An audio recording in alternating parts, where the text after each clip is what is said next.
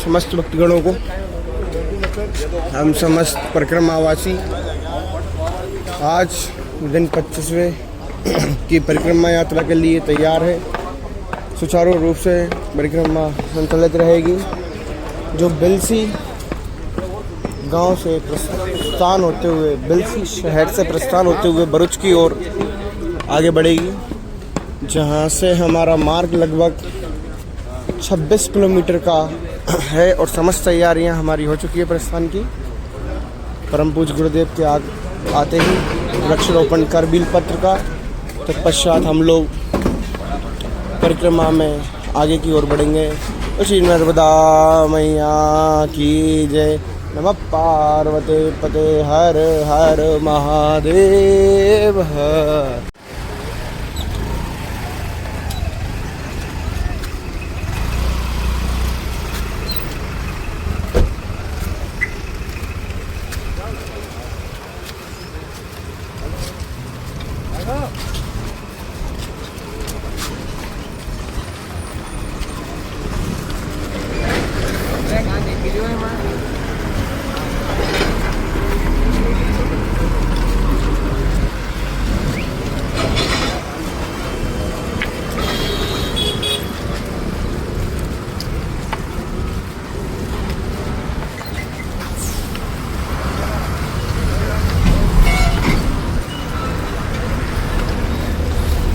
सात बज के 5 मिनट का विश्राम क्षेत्र छोड़ यात्रा की ओर बढ़ चुके हैं।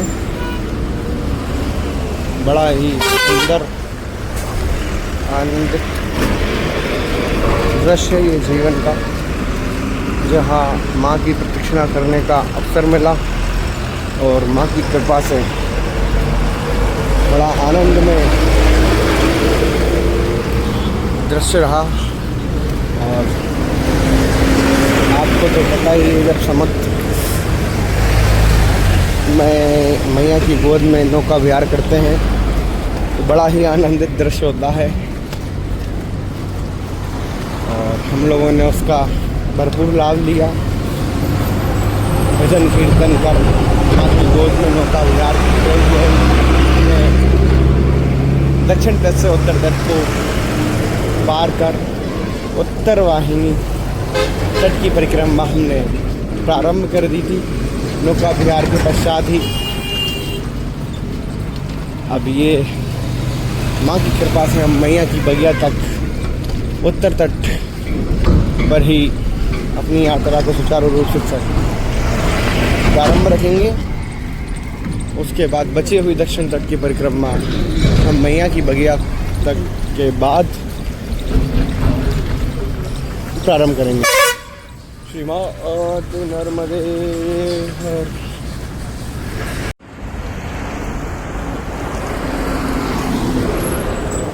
आज का हमारा प्रथम विश्राम इंगलोट से पहले रहा, जहाँ मध्याह्न भोजन कर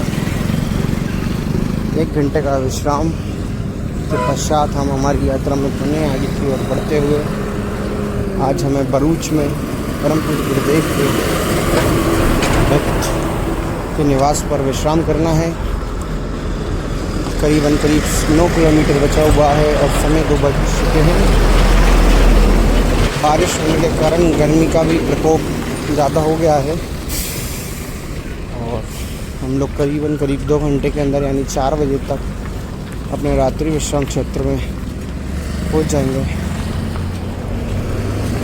माँ की कृपा से हमारी यात्रा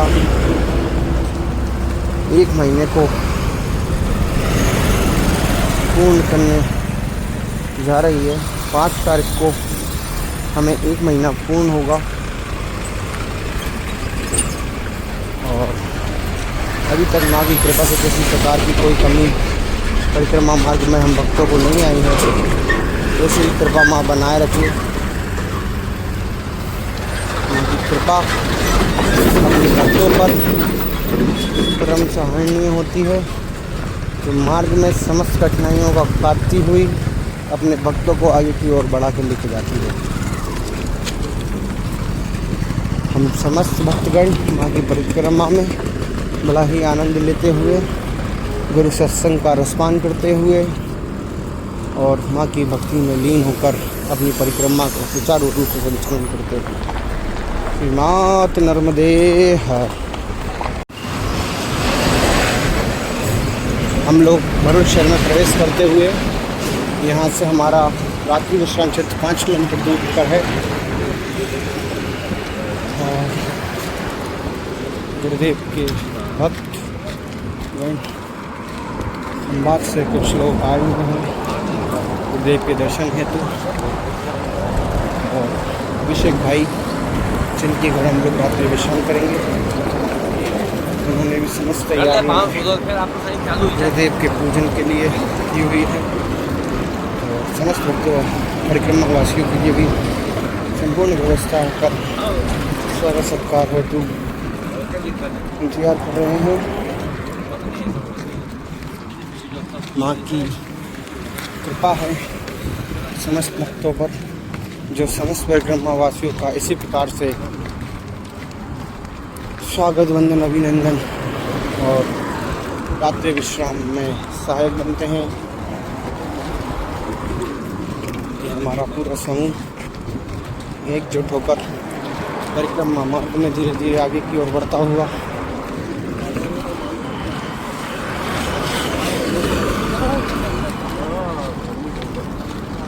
प्रशासन भी हमारी यात्रा में पूर्ण सहयोग प्रदान करता हुआ किसी भी परिक्रमावासी को मार्ग में कठिनाइयों का सामना न करना पड़े, रोड पर किसी भी समस्याओं का सामना न करना पड़े, इसे हेतु प्रशासन भी पूर्ण रूप से हमारे साथ परिक्रमा में सहयोग प्रदान करता हुआ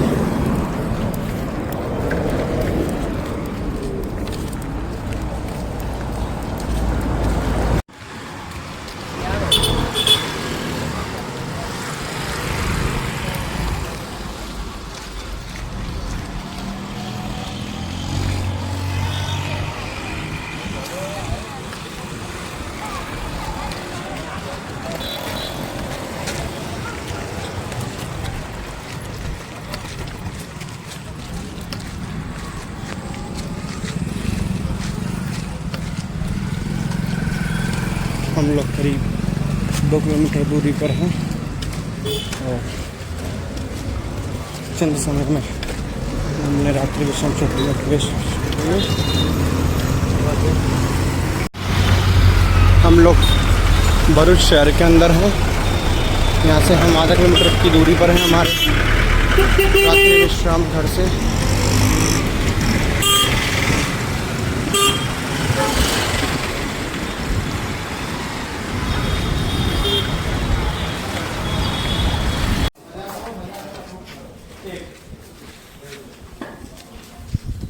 हम सब लोग हमारे रात्रि विश्राम क्षेत्र में आ चुके हैं। एक मिनट नर्मदा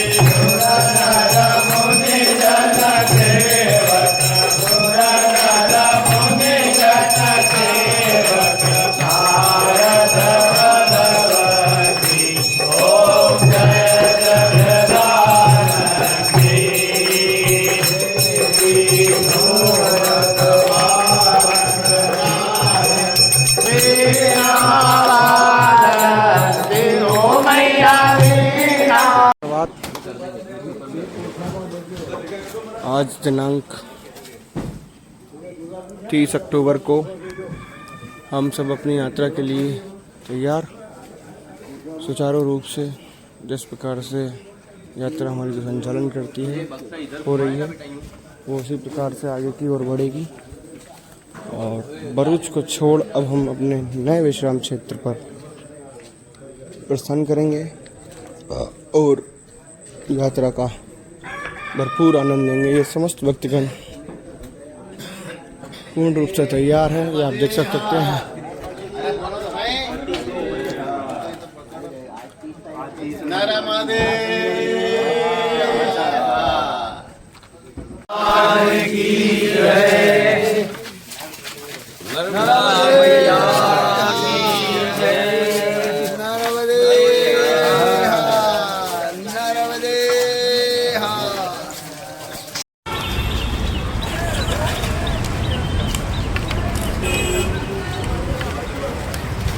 भरूच शहर का रेलवे स्टेशन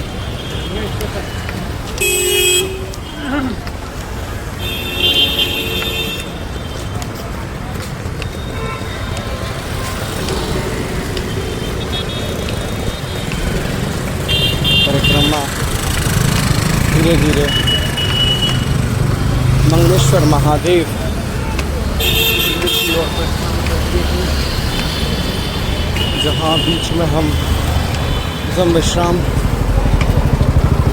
माल भोग हेतु लेंगे और विश्राम के पश्चात हम अपनी यात्रा को मंगलेश्वर महादेव मंदिर की ओर बढ़ेंगे।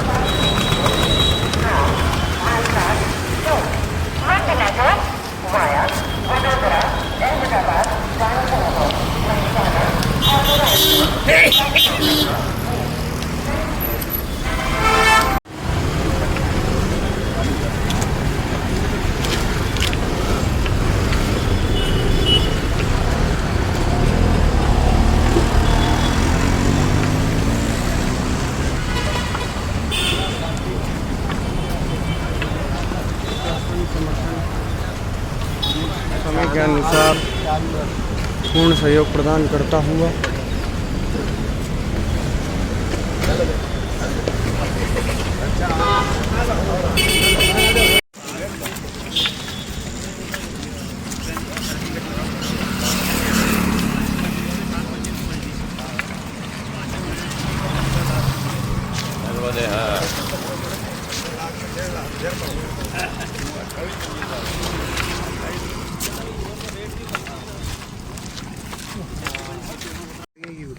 जैसा मौसम मिलेगा जैसे अभी ये है। हाँ एकदम ठंडा, और इससे भी ज़्यादा ठंडा मिलेगा। श्रीमात नर्मदे हर। भरूच शहर को हम छोड़कर मंगलेश्वर, जहाँ हमारा प्रथम विश्राम है, वहाँ की ओर प्रस्थान करते हुए लगभग 12 किलोमीटर हम निकल आए हैं और प्रथम विश्राम हमारा 7-7.5 किलोमीटर का एरिया है। तो चंद समय में लगभग 1.5 से 2 घंटे के अंदर हम प्रथम विश्राम क्षेत्र में पहुंचेंगे और वहां 1 घंटे का विश्राम कर फिर पुनः पश्चात अपनी आगे की और परिक्रमा को बढ़ाएंगे। देख सकते हैं आप आज मार्ग में कितना सुंदर नज़ारा है, चारों तरफ हरियाली और सूर्य देव का भी प्रकोप आज नहीं है भक्तों के ऊपर, जिसके ठंडे मौसम के कारण भी समस्त परिक्रमा वासियों को गर्मी से बचाव है और आनंद में अपनी परिक्रमा को करते हुए नज़र आ रहे हैं।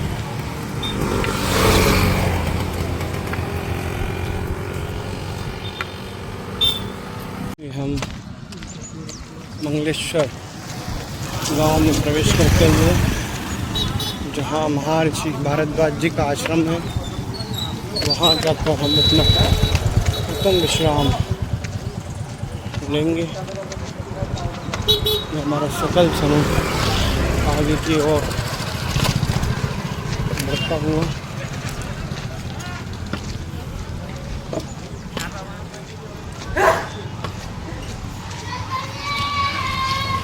नर्मदे हर। नर्मदे हर।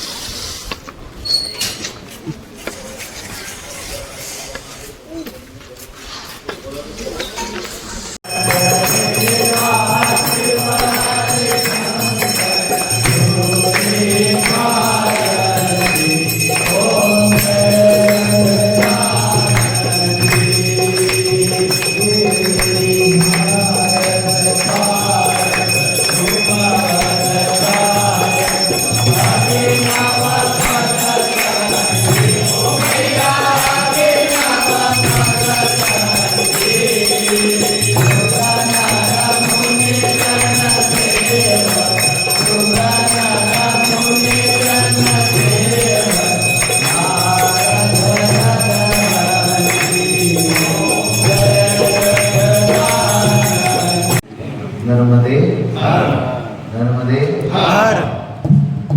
हमारे जीवन का एक लक्ष्य बन गया है। थोड़ी सी आवाज कम कर देंगे, बेस कम कर दो, बेस पूरा कर दो और पतली आवाज कर दो। नर्मदा मैया की असीम कृपा से आज हम सब लोग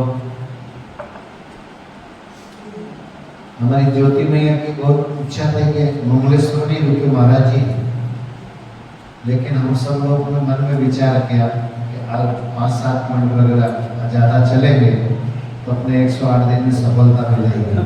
लेकिन हो ही वो जो राम रची दादा को कर कहीं बढ़ावे साधा, तो इच्छा जब उसकी चलती है तो फिर किसी की नहीं चलती। वो नर्मदा मैया की इच्छा थी।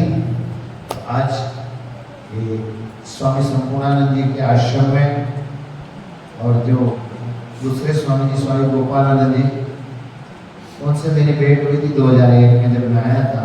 तो स्वामी जी के पास रुकाया और बड़े भाव भक्ति के साथ में वार्तालाप भी हुआ, कुछ सत्संग भी हुआ। और आज मैंने जोशी जी से पूछा कि गुरु जी 2007 में शरीर छोड़ गए थे, तो ऐसे महापुरुषों के चरणों में हम सब लोगों को उनकी पावन सानिध्य में बैठ करके भले को देह रूप में ना हो लेकिन विदेह रूप में उनकी जो चेतना है और संपूर्णानंद विश्वविद्यालय के समानी संपूर्णानंद आश्रम को सबकी मन में एक ज्योति जगाते हुए ऐसे महापुरुषों के विचार जब लाखों लोग अंतःकरण में तिमिर रूपी अंधकार जब विद्यमान होता है, तब उस अंधकार को दूर करने के लिए कोई महापुरुष अवतरित होकर के लिए किसी माता को धन्य करता है। क्योंकि परमात्मा को भी जब इस पृथ्वी पे आना पड़ता है और आने के लिए भगवान को भी कोई न कोई माँ की आवश्यकता है।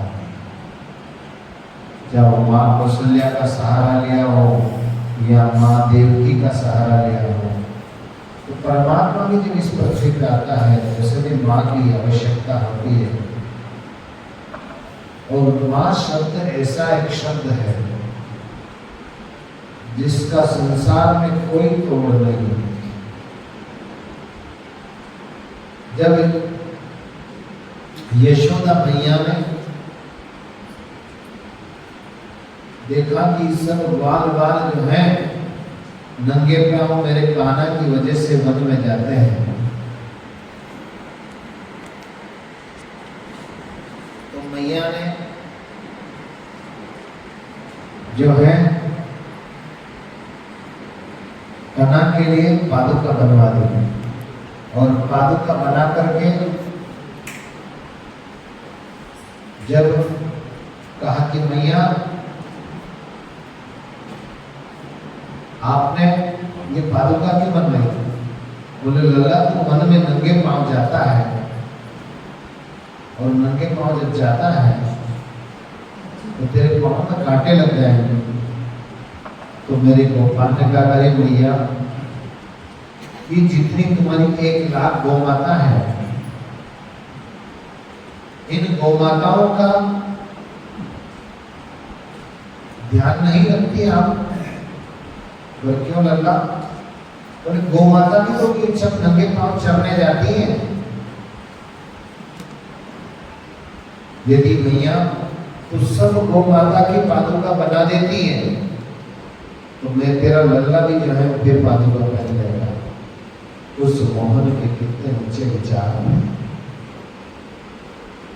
जिन भगवान श्री कृष्ण ने गौ का इतना मान बढ़ाया, और मान बढ़ा करके उनका नाम रखा गया, गौ का पालन करने के लिए क्या नाम रखा? गोपाल। और ऐसे हमारे यहाँ गोपालानंद स्वामी जी, जिन्होंने संपूर्ण भक्तों को आनंद दिया, गुरु परंपरा को आगे बढ़ाया। और गौ नाम हमारी इंद्रियों का भी होता है, और इंद्रियों का जो स्वामी होता है वो गोमीत होता है। मीत कहते हैं दूल्हे को, राजा को। तो हमारी इंद्रियों का स्वामी परमात्मा है। जब भगवान श्री कृष्ण ने कहा मैया की पादुका कौन बनाएगा, जब भगवान श्री कृष्ण ने गौ की महिमा बढ़ाने के लिए स्वयं नंगे पांव वन वन भटक करके गौ माता की सेवा करके, और वही गौ माता आज दर दर भटकती है। लेकिन कहने को तो सब हिंदू धर्म, सनातन धर्म की बात करते हैं नेता लोग सब, जब उनको चुटने का समय आता है तो सब गौ माता भी याद आ जाती है, हिंदू धर्म भी याद आ जाता है। लेकिन 5 साल फिर सब गौ माता को भूल जाते हैं। आज संपूर्ण नर्मदा नदी के किनारे आत्मभाव से सभी भक्त लोग बहुत सेवा करते हैं, लेकिन शासन प्रशासन की ओर से ऐसी कोई सुविधा नहीं है।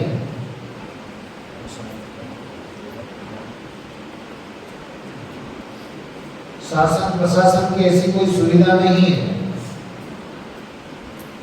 कि जो जगह जगह परिक्रमावासी रुकते हैं। तो भारत सरकार का सूत्र तो है स्वच्छता अभियान, लेकिन परिक्रमावासी जगह जगह मलमूत्र त्याग करते हैं, तो माँ की गोद में ही बैठ जाते हैं, क्योंकि स्नान नहीं होता तो लोग चले जाते हैं। तो शुद्धि हम लोग पुण्य सल्लामा नर्मदा की गोद में जब परिक्रमा आदि करते हैं, तो मलमूत्र का त्याग जो माँ से दूर जाकर के होना चाहिए, किनारों से काफी दूर जाना चाहिए। किसी प्रकार का भोजन आदि भी हम ग्रहण करते हैं, प्लास्टिक आदि जो है वो माँ की गोद में कभी नहीं फेंकना चाहिए। घाटों पे अमावस्या आदि पे स्नान करने जाते हैं लोग, पूर्णिमा पे स्नान करने जाते हैं, अगरबत्ती ले जाएंगे, नारियल ले जाएंगे, फूलों की थैलियां भर के ले जाएंगे, लेकिन सारा कचरा माँ की गोद में डाल देंगे। आप आत्मभाव से जब माँ को प्रणाम करते हैं, हमारे यहाँ भगवान शंकराचार्य ने मानस पूजा की रचना की है, और मानस पूजा जब होती है तो उसका फल जो है दुगना होता है। आपकी क्रिया वाली पूजा तो अपनी जगह ही, लेकिन कचरा जो है माँ की गोद में न डालें। नर्मदा जी के जल को प्रदूषण से बचा के रखें। माँ की कृपा से संपूर्ण भारतवर्ष की जितनी देव नदियां हैं सबका दर्शन करने का सौभाग्य मिला है। लेकिन अमरकंटक से लगा करके जो मैया का जल समुद्र तक भड़ुस तक पीने योग्य है, ऐसा स्वच्छ जल किसी भी देव नदी में नहीं है।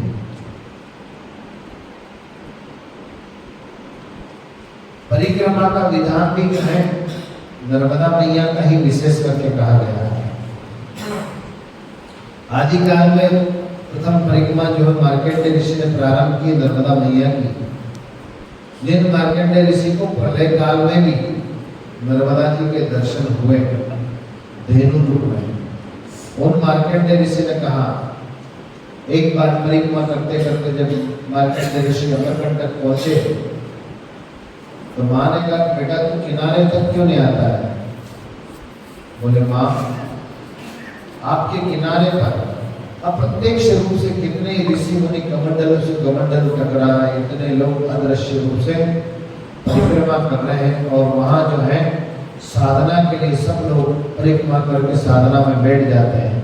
कितने ऋषि मुनि लोग सूक्ष्म रूप से आपके किनारे पर बैठ के साधना कर रहे हैं। माँ उन संतों के मस्तक पर किस प्रकार से पाँव रखो, ऐसे विचार सुन करके माँ नर्मदा मन गदगद हो जाता है। और अमरकंटक में जो है माता का रूप बाल रूप है, मात्र अंगुष्ठ प्रमाण माँ की धारा है। कहते हैं कि जब नर्मदा जी का प्राकट्य हुआ भगवान भोलेनाथ के कंठ से, तो नर्मदा जी सर्वप्रथम जो है पूर्व की ओर बहने लगे और जैसे ही पूर्व की ओर जाने लगी सब ऋषियों ने प्रार्थना करी, माँ पूर्व में गंगा आदि बड़ी बड़ी देव नदियों का बहुत प्रभाव है, पश्चिम में कोई ऐसी कारण करनी कोई पुण्य सलीला नहीं है। आप माँ हमारी प्रार्थना स्वीकार करें और पश्चिम की ओर आपका वेग को परिवर्तित करें। तो माई की बगिया से फिर माता जी 2 किलोमीटर तक गुप्त होकर के जहाँ नर्मदा जी का उद्गम है, जहाँ रेवा कुंड है और शक्तिपीठ जहाँ बनी हुई है, उस शक्तिपीठ के ठीक दाहिने ओर से माता का प्राकट्य होता है। वहाँ शिवरात्रि के बाद में स्वच्छता के लिए जब कुंड खोलते हैं तो नीचे कुंड में जहाँ माता जी प्रकट हुई वहाँ शिवलिंग भी है, उस शिवलिंग के भी दर्शन होते हैं। प्राय जब कुंड में जल भरा रहता है तो वो वहाँ पर जो है दर्शन नहीं होते वो शिव जी के। ऐसी पुण्य सलीला मां नर्मदा की गोद में हमारा एक ही कर्तव्य है कि परिक्रमा के साथ साथ मैया की गोद में किसी प्रकार का प्रदूषण न तो करें, और यदि कोई प्रदूषण करता है तो उसे 2 प्रकार से रोका जा सकता है। यदि आप डांट के नहीं रोक सकते तो हाथ जोड़ के निवेदन करें कि प्रभु आप इस प्रकार का कचरा यदि मैया में करेंगे तो आपकी जो सच्चा मैया में जो बनी हुई है वो धीरे धीरे जब माँ का जल प्रदूषित हो जाएगा तो आपकी अश्रद्धा कोई भी परेशानी आपके मार्ग की बाधक नहीं बन सकती है, क्योंकि नर्मदा मैया का तट ही कांटों और घाटों से भरा हुआ है। पत्थर भी है, कांटे भी, लेकिन आप चलते रहेंगे तो मैया सुगम मार्ग बना देगी। 25 सालों के अंदर इतना परिवर्तन देखा है। आज जगह जगह गुजरात की धरती पे तो ज़्यादा ही लोग सेवा करते हैं, लेकिन महाराष्ट्र में भी धीरे धीरे हम लोग सेवा करने लगे। कुछ इलाका महाराष्ट्र का आता है, वहाँ भी हम लोग जो है महाराष्ट्र से आके वहाँ के किनारे पे जहाँ सूरपानी झाड़ी से निकलते हैं लोग, वहाँ सूरपानी की झाड़ी में सेवा करने के लिए लोग आकर के बैठे हुए हैं। ऐसी पुण्य सलीला मां नर्मदा की जीवन धारा अक्षर में बनी रहे, और ये अक्षर में बनने के लिए, क्योंकि माँ की धारा को कोई बाधित नहीं कर सकता, वो अगर ऊपर से अलग तो हो जाएगी तो नीचे नीचे बहेगी। जिस प्रकार से महेशपति में सहस्त्रार्जुन माँ के वेग को रोकने गया तो माँ ने कहा कि मेरी रात्रि में एक रात्रि में मेरे वेग को रोक देगा, मैं उसके साथ विवाह कर लूंगी। सहस्त्रार्जुन ने अपनी 1000 भुजा फैला करके माँ के वेग को रोकने का प्रयास किया। माता की 1000 धारा हो गई। आज भी महेश्वर से 2 किलोमीटर नीचे, 2-3 किलोमीटर नीचे सहस्त्र धारा है, स्थान है, दर्शन करते ही बनता है। ऐसे सुंदर स्थान का दर्शन करना चाहिए। मां नर्मदा की गोद में अनेक दुर्गम और दुर्लभ स्थान है। एक स्थान ऐसा था, प्राय एक महापुरुष हुए थे, चंगा बाबा करके है, लुवारा के पास में स्थान है। तो चंगा बाबा आश्रम में एक घाट और स्वामी जी ने पूरे एक ही पाषाण में घाट की सीढ़ियां बनाते बनाते बनाते नर्मदा जी तक ले गए। नित्य एक एक चोट के ऊपर माँ का नाम लेते रहते थे और उस महापुरुष ने जो है इतने सुंदर घाट की रचना करी। पूरा एक ही पत्थर का बना हुआ घाट ऊपर से नीचे तक। आप कल्पना कर सकते हैं, आज हम सिमेट्रिकल घाट भी अकेले आदमी नहीं बना सकता, लेकिन वो महापुरुष ने अपनी साधना के दौरान एक एक सीढ़ी करते करते पूरा घाट का निर्माण कर दिया। और इतना सुंदर घाट मैंने पूरे नर्मदा खंड में दूसरी जगह नहीं देखा। ऐसे बहुत स्थान ऐसे हैं। जब हम हापेश्वर के दर्शन करते हैं उत्तर तट पे, तो हापेश्वर में एक शिवलिंग है जो प्राय पहले जो मंदिर डूब गया वहाँ था, और अभी जहाँ नया मंदिर बनाया वहाँ भी जल वहाँ तक पहुँच गया है। तो वो शिवलिंग के आसपास में एक वट वृक्ष है, नीचे से जलाधारी पूरी पैक है, उसको उठा सकते हैं, और वट वृक्ष उस जलाधारी के ऊपर ही शिवलिंग पे जो जल चढ़ाते हैं उसी से चल रहा है। और वो अंगुष्ठ पाँव के अंगूठे के समान उसकी जो तना है, और उसके दर्शन ही करते बनते हैं। तो ऐसे अनेक, जैसे हम अमरकंटक जाते हैं वहाँ ब्रह्म कमंडल है। ब्रह्म कमंडल में जब हाथ डालते हैं अंदर जल है और पूरा पहाड़ है, लेकिन उस कमंडल के अंदर हाथ डालते हैं तो उसमें से जल की प्राप्ति होती है। प्रभु कमंडल में वो माई के उद्गम स्थान से करीब करीब 3-4 किलोमीटर की दूरी पे अंदर जाना पड़ता है दूसरे रास्ते पे। ऐसे दुर्गम दर्शन में दुर्लभ दर्शन है। ज्वाला जी जो है, ज्वाला जी का भी दर्शन होते हैं अमरकंटक में। सोनभद्र की उत्पत्ति वहीं से हुई है। सोनभद्र जी पूर्व की ओर बहते हैं, ज्वाला का वेग उत्तर की ओर बहता है, और माता का जो प्रादुर्भरण हुआ है वो पश्चिम की ओर हुआ। ऐसी पुण्य सलीला मां नर्मदा के चरणों में हम सत नमन करते हैं और माँ से प्रार्थना करेंगे, हे माँ ऐसे ही भक्तों के ऊपर आप अपनी करुणामय दृष्टि से निहाल करते रहना माँ, हम सब आपकी शरण हैं। हे नर्मदे, हे नर्मदे, हे नर्मदे। एक प्रार्थना करते फिर नर्मदाष्टक करेंगे।